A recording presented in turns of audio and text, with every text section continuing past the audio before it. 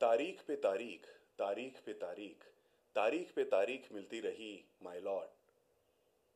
इंसाफ नहीं मिला, मिली है तो सिर्फ तारीख. 1993 साली दामिनी नावाचा एक पिक्चर आला होता. त्याच्यामधला सनी देओलचा सगळ्यात गाजलेला असा हा डायलॉग. त्यामध्ये सनी देओल हा एका वकिलाचं कॅरेक्टर निभावत असताना त्याच्यामध्ये तो त्याची व्यथा मांडताना म्हणतो की न्यायाधीश महाराज, आपल्याकडे केवळ तारीखच मिळते आणि आपल्याला ज्या वेळेला न्याय हवा असतो त्यावेळेला न्याय मिळत नाही. खरंच आहे का हो हे असं? चला आज बघूयात की नेमकं खरं कोर्टामध्ये काय घडतं. नमस्कार, ॲडव्होकेट आनंद ह्या यूट्यूब चॅनलवर तुमच्या सगळ्यांचं पुन्हा एकदा मनापासून स्वागत. या चॅनलला तुम्ही जर आत्तापर्यंत सबस्क्राईब केलेलं नसेल तर या चॅनलला सबस्क्राईब नक्की करा, म्हणजे असे नवनवीन विषय आणि अशा नवनवीन गमती जमती तुम्हाला आमच्या या चॅनलच्या माध्यमातून दर आठवड्याला आम्ही तुमच्या भेटीला येताना घेऊन येत असतो. रामा बर्मन विरुद्ध माहीम अली अशा नावाचा एक ऐतिहासिक असा खटला मागच्याच आठवड्यामध्ये माननीय सर्वोच्च न्यायालयामध्ये आला. या खटल्यामध्ये घडलं असं त्याची आपण थोडीशी पार्श्वभूमी समजून घेऊया. या खटल्याच्या सुनावणीच्या वेळेला माननीय सर्वोच्च न्यायालयानं काही महत्त्वाच्या अशा सूचना या प्रकरणाच्या वेळेला खालच्या सगळ्या कोर्टांना या बाबतीत दिलेल्या आहेत. काय होतं हे प्रकरण आधी हे आपण डिटेलमध्ये समजून घेऊया. या प्रकरणामध्ये जो अर्जदार होता किंवा ज्याला आपण म्हणूयात की दाव्यामध्ये जो वादी होता त्यानं असं प्रकरण दाखल केलेलं होतं की जो कोणी प्रतिवादी आहे त्या प्रतिवादीनी माझ्या मिळकतीमध्ये अतिक्रमण केलेलं आहे किंवा ज्याला आपण इंग्लिशमध्ये म्हणतो एन्क्रॉचमेंट केलेली आहे. त्याच्या अनुषंगाने हा दावा बराच काळ चालत होता. तो दावा झाल्यानंतर त्याच्यामध्ये जो प्रतिवादी होता तो त्या प्रकरणामध्ये हरला आणि तो हरल्यानंतर त्याच्या बाबतीत त्यानं प्रथम अपील दाखल केलं. सर्वसाधारणपणे असं ज्या वेळेला दिवाणी प्रकरणांमध्ये प्रथम अपील जे असतं ते सर्वसाधारणपणे जिल्हा न्यायालयामध्ये ते प्रकरण चाललं. जिल्हा न्यायालयामध्ये ते प्रकरण झाल्यानंतर त्याच्यामध्ये जे काही ऑब्झर्वेशन्स आले त्याच्यामध्ये दुसऱ्या पार्टीने व्यथित होऊन परत त्याच्या बाबतीमध्ये माननीय उच्च न्यायालयामध्ये दुसरं अपील दाखल केलं. हे दुसरं अपील सर्वसाधारणपणे 2005 ते 6 या कालावधीमध्ये या माननीय हायकोर्टामध्ये पोहोचलं. आता हे ज्या वेळेला प्रकरण पोहोचलं, हा जो मूळ दावा होता हा दावा होता प्रकरणामध्ये जो वादी आहे त्या वादीच्या जागेमध्ये या प्रतिवादीने एन्क्रॉचमेंट केलेली आहे किंवा नाही, आणि त्याच्या अनुषंगाने या प्रकरणामध्ये जो काही प्रतिवादीने प्रतिपक्ष मांडलेला होता त्याच्यामध्ये त्याने असं म्हटलेलं होतं की जर का मी ह्या प्रकरणांमध्ये या जागांमध्ये जर मी अतिक्रमण केलेलं आहे तर ते अतिक्रमण बाबतीत या प्रकरणामध्ये या पक्षकाराला दाद मागण्यासाठी तो त्या लिमिटेशनमध्ये आहे का किंवा त्या कालावधीमध्ये तो मेहरबान कोर्टाकडे आलेला आहे का, अन्नाचे मुद्दे माननीय कोर्टांनी त्याच्यामध्ये काढलेले होते. ज्या वेळेला दोन पक्षकारांमध्ये वाद होतो त्यावेळेला एक पक्ष त्याचं जे काही म्हणणं असतं ते मांडतो, ज्याला आपण दावा असं म्हणतो, आणि ह्या दाव्यामध्ये जे काही म्हणणं मांडलेलं असतं ते प्रकरण खोडून काढलं जातं, त्याला कैफियत असं म्हटलं जातं किंवा इंग्लिशमध्ये त्याला रिटर्न स्टेटमेंट असं म्हटलं जातं. माननीय कोर्ट या दोनही बाजूंचा विचार करून जे भांडणाचे मुद्दे काढतात त्या भांडणाच्या मुद्द्यांना इश्यूज किंवा दोन्ही पक्षकारांमधले भांडणाचे मुद्दे अशा स्वरूपाने त्याला म्हटलं जातं. हे एकदा भांडणाचे मुद्दे किंवा ज्याला आपण इश्यूज म्हणतो, हे इश्यूज एकदा ठरवले किंवा आमच्या भाषेमध्ये त्याला सेटल झाले म्हटलं की त्याच्यानंतर दोन्ही पक्षकार त्यांच्या त्यांच्या बाजू ह्या पुराव्यानिशी, मग तो तोंडी पुरावा असो किंवा कागदोपत्री पुरावा असो, तो मेहरबान कोर्टासमोर मांडतात. तो जो पुरावा दिलेला आहे तो पुरावा कसा खोटा आहे हे समोरची बाजू किंवा जो बचाव पक्ष असतो तो पुरावा खोडून काढण्याचा तो प्रयत्न करत असतो. त्यानंतर तो पुरावा खोडून काढल्यानंतर जो प्रतिपक्ष असतो किंवा ज्याला आपण बचाव पक्ष असतो तो बचाव पक्ष त्याचा पुरावा देतो आणि दोघांचेही पुरावे संपल्यावरती युक्तिवाद होतो. परंतु माननीय कोर्ट जे इश्यूज आहेत किंवा जे भांडणाचे मुद्दे काढलेले आहेत त्या भांडणाच्या मुद्द्याला अनुसरून त्या बाबतीमध्ये जजमेंट देत असतं.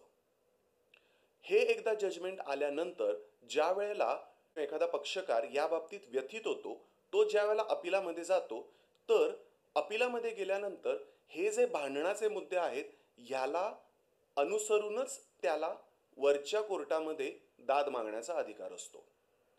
पण काही अपवादात्मक परिस्थितींमध्ये माननीय उच्च न्यायालय किंवा त्या बाबतीतलं जे अपेलेट कोर्ट असतं अजून काही नवीन मुद्दे काढले आणि ते जे नवीन मुद्दे होते ते नवीन मुद्दे या प्रकरणामध्ये दोनही पक्षकारांनी मांडलेल्या त्यांच्या विषयाला अनुषंगिक नव्हते. मग ते मुद्दे काय होते?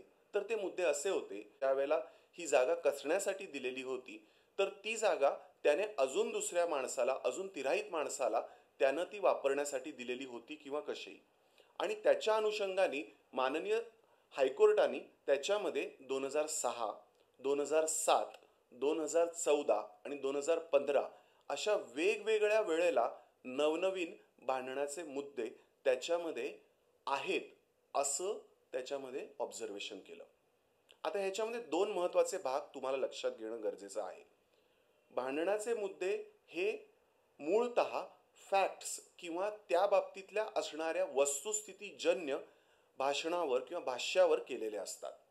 परंतु ज्या वेळेला अपिलामध्ये ही प्रकरणं जातात त्यावेळेला उच्च न्यायालय किंवा डिस्ट्रिक्ट कोर्ट किंवा सुप्रीम कोर्ट या बाबतीमध्ये जर का एखादा कायदेशीर मुद्दा असेल तर त्या बाबतीमध्ये नवीन मुद्दे हे सर्वोच्च न्यायालय, उच्च न्यायालय हे मात्र नव्याने त्याच्यामध्ये लिखित करू शकतात किंवा त्या बाबतीत तुमचं काय म्हणणं आहे असं सांगण्यासाठी सांगू शकतात. या प्रकरणामध्ये झालं असं की माननीय उच्च न्यायालयाने या प्रकरणामध्ये जे 4 नवीन मुद्दे केले त्याच्या बाबतीमध्ये कोणत्याही स्वरूपाने पुरावा देण्याची संधीच उपलब्ध झाली नाही.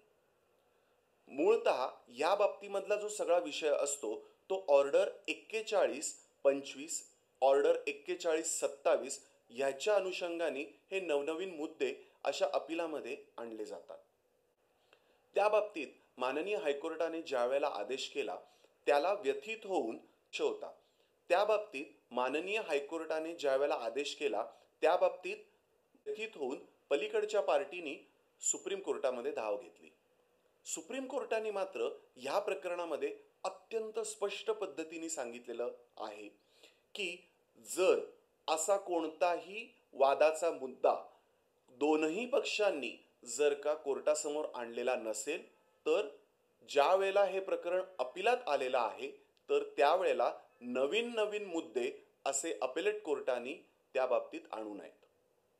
आणि असं असल्यामुळे माननीय सर्वोच्च न्यायालयाने जे काही हायकोर्टाने नवीन मुद्दे ड्राफ्ट केलेले होते, नवीन मुद्दे त्याच्यामध्ये लिखित केलेले होते आणि त्याच्यावरती जे काही जजमेंट दिलेलं होतं ते जजमेंट त्या बाबतीत संपूर्णपणाने खोडून काढलेलं आहे.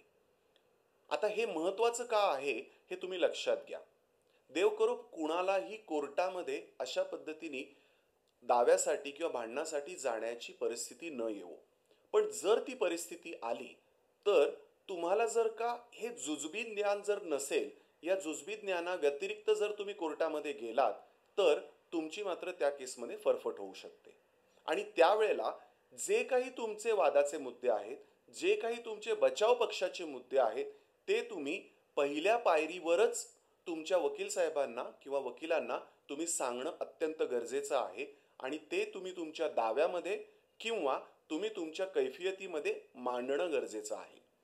जर ते नव्याने मुद्दे तुम्हाला अगोदर माहिती असताना देखील तुम्ही केवळ अपिलामध्ये आणलेत तर त्या बाबतीत अपील कोर्ट किंवा जे वरिष्ठ कोर्ट असतं ते त्या बाबतीत विचार घेत नाही.